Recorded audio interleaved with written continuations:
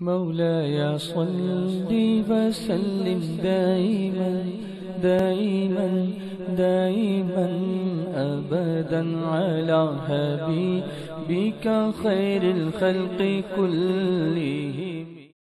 الگ عنوان ہے آج ترک تقلید اور غیر مقلدین کے اجتہادی مسائل.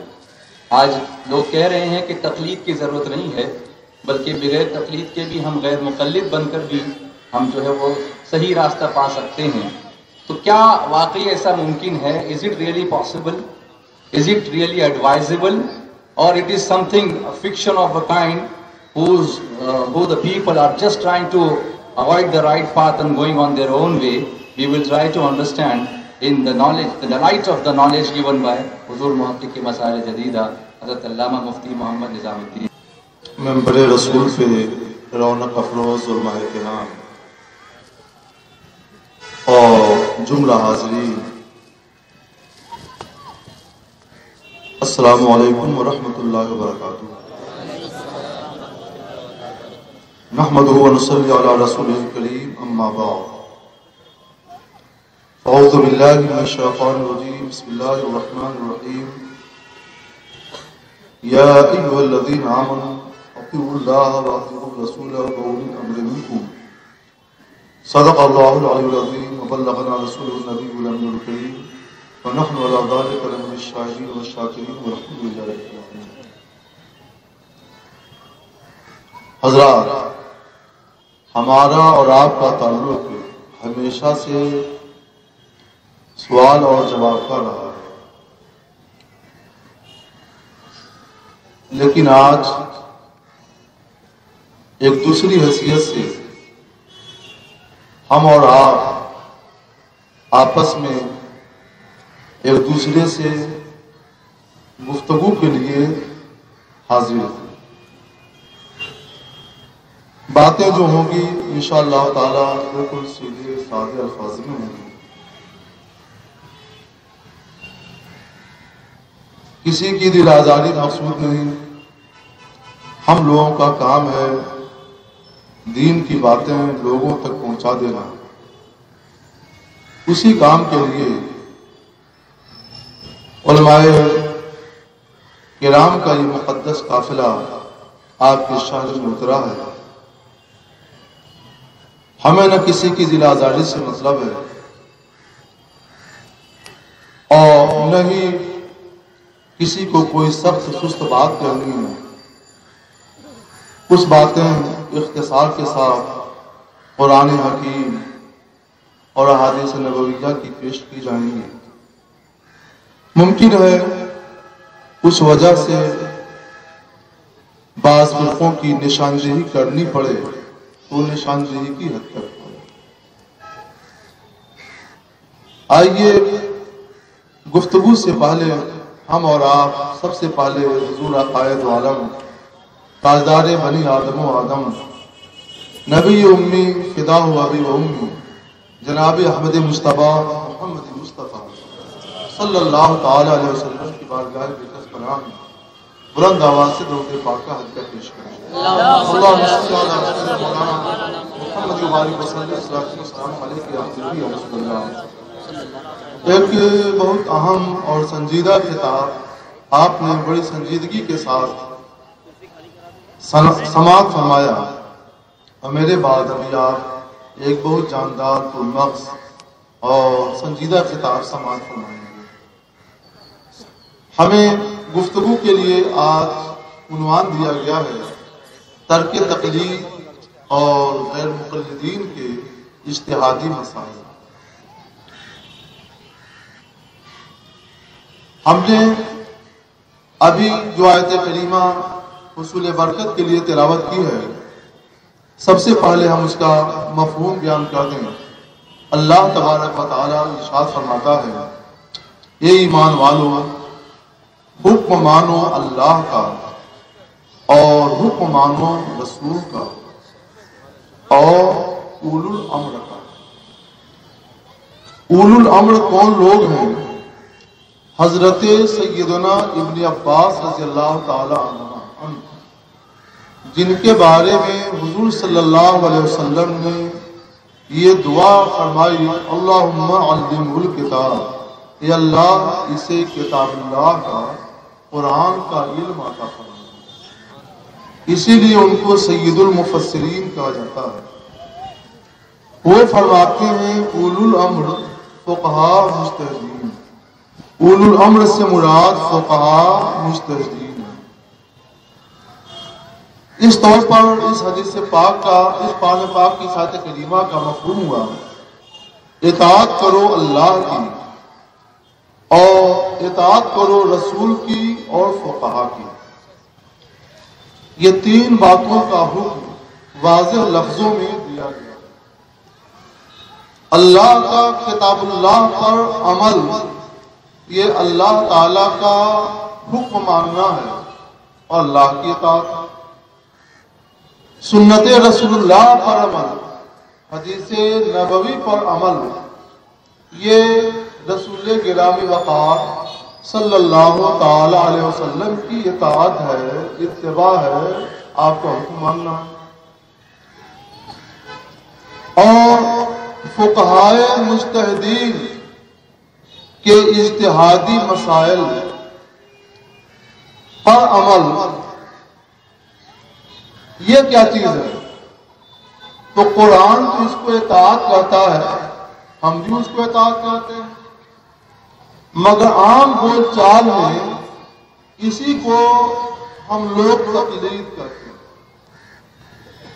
تو چاہے آپ اپنی بول چال میں اسے تقلید کہیں یا قرآن حکیم کے الفاظ میں اسے اطاعت کہیں، دونوں ایک ساتھ، اتباع بھی کہہ سکتے ہیں، اطاعت بھی کہہ سکتے ہیں، تقلید بھی کہہ سکتے ہیں۔ یہ تین چیزیں کیوں ہیں؟ دیکھیے معاملہ یہ ہے کہ بہت سے احکام شریعت کے ایسے ہیں جو کتاب اللہ میں واضح الفاظ میں بیان کر دیے گئے، تو فرض ہے کہ ان پر اسی طور پر عمل کیا جائے۔ بہت سے احکام وہ ہیں جو کتاب اللہ میں تو نہیں ملتے ہیں، کتاب اللہ میں سب کچھ ہے، ہم پاتے نہیں ہیں۔ جمیع العلم فی القرآن لیکن تقاصر عنہ افہام الرجال، قرآن پاک میں تو ساری ہی علوم ہیں، لیکن ہماری عقلیں، لوگوں کی عقلیں ان تمام مفاہیم کو، ان تمام باریکیوں کو سمجھنے سے عاجز ہیں۔ اس لیے ایسے موقع پر حدیث رسول اللہ کا سہارا لیا جاتا ہے۔ حدیث رسول اللہ میں جو احکام واضح طور پر بیان کر دیے گئے ہیں، وہاں لازم ہے کہ ان احادیث نبویہ کے مطابق عمل کریں اور ہم زندگی گزاریں۔ لیکن اس دنیا میں نت نئے مسائل پیدا ہوتے رہے ہیں اور ہو رہے ہیں اور قیامت تک ہوتے رہیں گے۔ ان سارے نوپیدا مسائل کے جوابات واضح لفظوں میں کتاب اللہ میں نہیں ملتے، حدیث رسول اللہ میں نہیں ملتے، تو کیا لوگوں کو آزاد چھوڑ دیا جائے کہ وہ جیسے چاہیں اپنی زندگی گزاریں؟ ایسا نہیں ہے۔ قرآن فرماتا ہے کہ انسان آزاد نہیں چھوڑا۔ اس لیے ایسے موقع پر قرآن پاک نے ہم کو حکم دیا ہے کہ اولو الامر یعنی فقہائے مجتہدین کی اطاعت کرو۔ یہ فقہائے مجتہدین کون ہیں؟ یہ لوگ کتاب اللہ اور سنت رسول اللہ کے ماہر ہیں۔ جیسے ایک سمندر کا غوطہ خور ہو، غوطہ خوری کا ماہر ہو کہ کود جاتا ہے سمندر میں اور اسی گہرائی تک پہنچ کر سچے موتی نکال لاتا ہے، یہ ہر شخص کے بس کی بات نہیں۔ بلا تشبیہ و تمثیل یہ فقہائے مجتہدین اس سے بھی بڑے ماہر ہیں جو کتاب اللہ کے بحر احکام اور سنت رسول اللہ کے احکام کے سمندر میں غوطہ لگاتے ہیں اور اس کی حقیقی روح تک پہنچ کر کے احکام کے سچے موتی نکال کر لاتے ہیں، اور پھر اللہ تعالیٰ ہم کو حکم دیتا ہے کہ یہ فقہا، یہ مجتہدین کتاب و سنت سے جو مسائل اخذ کر کے، جو مسائل نکال کر کے تم کو بتائیں، اب تم اس پر عمل کرو۔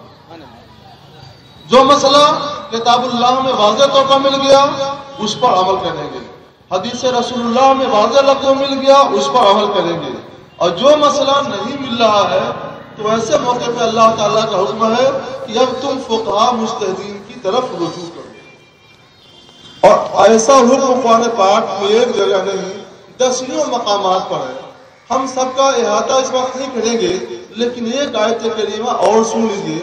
اللہ تبارک و تعالیٰ ایک دوسرے مقام پر قرآن حکیم میں ارشاد فرماتا ہے فَاسْأَلُوا أَهْلَ الذِّكْرِ إِن كُنتُمْ لَا تَعْلَمُونَ، جو مسئلہ تمہیں معلوم نہیں وہ اہل ذکر سے پوچھ لو۔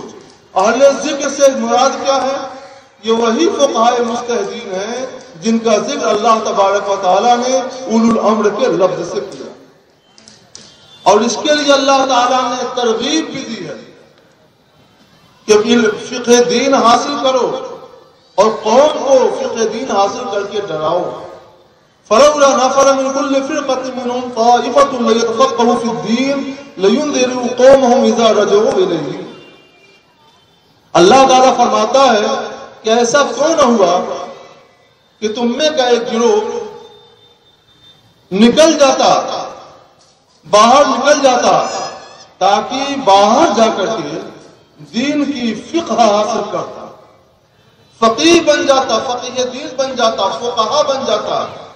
یہ فقیہ بننے کا حکم کیوں اللہ تعالیٰ دے رہا ہے؟ فقہا بننے کا حکم کیوں اللہ تعالیٰ دے رہا ہے؟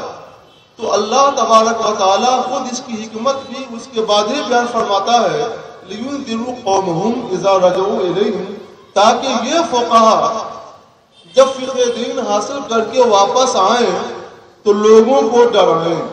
کیسے ڈرائیں گے؟ کہ دین کے احکام بتائیں گے، یہ حرام ہے اس سے بچنا، یہ مکروہ تحریمی ہے اس سے بچنا، یہ ناجائز اور گناہ ہے اس سے بچنا، اور یہ اللہ تعالیٰ کا حکم ہے، اس کے مطابق عمل کرنا، اس کی خلاف ورزی نہ کرنا ورنہ گناہ گار ہو جاؤ، جہنم کے سزاوار اور حقدار ہو جاؤ گے۔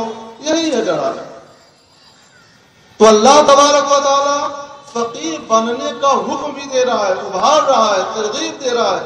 کیوں نہیں ایسا ہوا کہ تم میں کئی گروہ جاتا، پوچھ کر کے جاتا، سفر کر کے جاتا اور فقہائے دین بن جاتا، تاکہ واپس آ کر کے لوگوں کو ڈراتا، احکام بتاتا اور ڈراتا۔ اور دوسری جگہ ہمیں حکم دیا گیا کہ اولو الامر کی اطاعت کرو۔ اس کا مطلب کیا ہے؟ یہ فقہا جب واپس آئیں، فقہائے دین بن کر واپس آئیں، تو یہ لوگ جو کچھ تم کو بتائیں ان کا مرتبہ اولو الامر کا ہے، لہذا جو یہ بتائیں ان کی اطاعت کرو۔ اور اگر کوئی مسئلہ ایسا آ گیا کہ وہ تمہارے پاس پہنچ نہیں پا رہے ہیں کہ تم کو بتائیں، تو فَاسْأَلُوا أَهْلَ الذِّكْرِ إِن كُنتُمْ لَا تَعْلَمُونَ، تم خود جاؤ ان کی بارگاہ میں، ان سے مسئلہ پوچھ لو اور جو وہ بتائیں اس کے اوپر عمل کرو۔ یہ ہے قرآن پاک کی چند آیتیں جن سے واضح طور پر سمجھا جاتا ہے کہ قرآن پاک ہمیں کیا حکم دے رہا ہے۔ غرض کی اس آیت کریمہ میں اللہ تعالیٰ نے ہمیں کئی باتوں کا حکم دیا۔ اللہ کی اطاعت کرو، ایک، رسول کی اطاعت کرو، دو، فقہائے مجتہدین کی اطاعت کرو، کہے ہوئے تین۔ مگر اسی دنیا میں کچھ آزاد لوگوں کا طبقہ بھی ہے۔ ایک طبقہ کہتا ہے کہ قرآن ہمارے لیے کافی ہے، حدیث کی کیا ضرورت اور فقہ کی کیا ضرورت، وہ مکمل آزاد ہو گیا۔ یہ لوگ اپنے آپ کو اہل قرآن کہتے ہیں۔ اور ایک دوسرا طبقہ ہے، انہوں نے سوچا کہ اگر ایسا ہوا تو بڑی بدنامی ہو جائے گی، کیونکہ حدیث رسول بھی تو ہے۔ تو انہوں نے کہا کہ نہیں، ہم قرآن بھی مانیں گے، حدیث رسول بھی مانیں گے، رہے اولو الامر فقہا مجتہدین فقہ، اس کی کوئی ضرورت نہیں ہے۔ قرآن اور حدیث سے کام چل گیا، اب فقہا مجتہدین کی کوئی ضرورت نہیں۔ انہوں نے بھی کچھ عمل کیا ہے ضرور، مگر 2 حد تک۔ یہ لوگ ہم ان کو غیر مقلد